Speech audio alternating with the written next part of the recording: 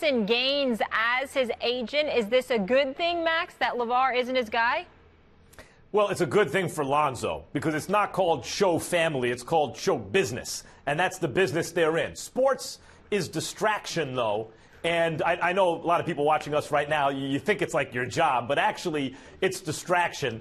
And it's bad for us. It's sad for us because that would not have turned out well, even though in the NBA you have guaranteed contracts, max deals, all those sorts of things. There are details, opt-outs, and all kinds of other stuff. It's important to have, just in terms of contracts, there's ways to negotiate and get what you want. And an inexperienced person entering that world, especially a family member, right? You don't have your parent operate on you if you're going in for an operation. You don't want emotions involved.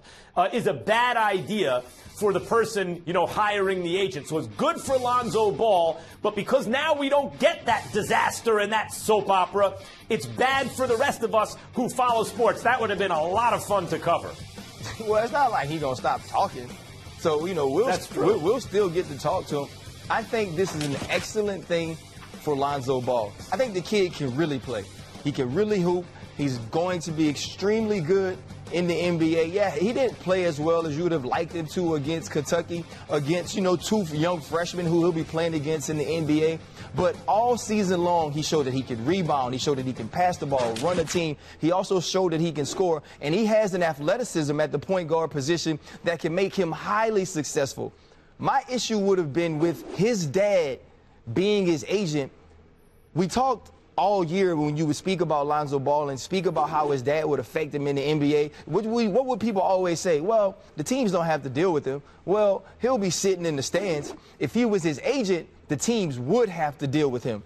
If he was his agent, he would actually be making decisions for his son that would largely be based off of affection, largely be based off of love and care and concern. And in that business, which you said, Max, is the show business, you can't do those things. And I'm sure he would have had a lawyer to help him work out some of the things contractually, but there are clauses and there are things in NBA contracts that you don't understand unless you've been involved in them consistently and can take yourself out of those, out of the parent position and understand the business.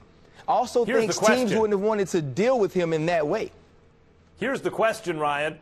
Does this reflect, and we'll be talking more to LaVar in the future, I'm sure, not to mention Lonzo, does this reflect the idea or that LaVar, Lonzo's dad, the dad realizes, okay, look, we need an agent? Or does this reflect Lonzo taking the situation in his own hands and saying, Dad, you can't be the agent. I need an actual agent. That will be very interesting, the answer to that question. Well, I think when you talk about this family, we're probably able to get that answer. I mean, I'm sure we can give him a call, or he'll be on some podcast, some TV show, doing something soon to promote his kids that let us know what the situation was and what happened.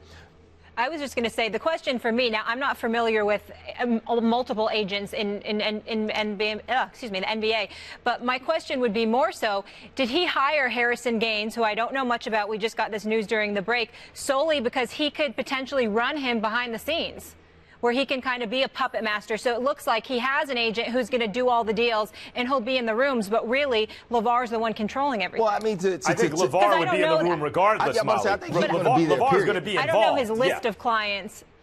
Yeah, exactly. I don't know. I mean, we just got this news over the break, and I don't know that LaVar ever planned on not being involved in some way, whether it's being involved, just continuing to be in Lonzo's ear throughout this process, or being in his agent's ear. He hasn't seemed like the hands-off dad thus far throughout the process at UCLA, and even after losing the game. He's going to promote his kids. He's going to show that he loves his children and he believes in them, which I like.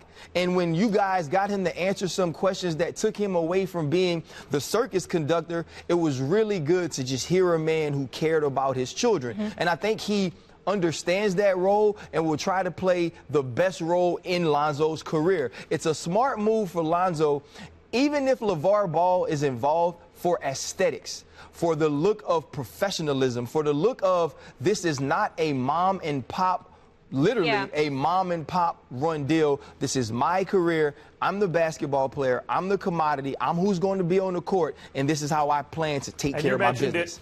Ryan, you mentioned it earlier. LaVar seems to be someone who is transparent, who has nothing to hide. This is the way I'm going to do it. And the best thing about him, as far as we're all concerned in the sports media, bringing, because you're sitting at home watching TV, you want to know what's happening behind the scenes and really know the story, is you're right. Someone's going to ask LaVar point blank, and he's going to give him a straight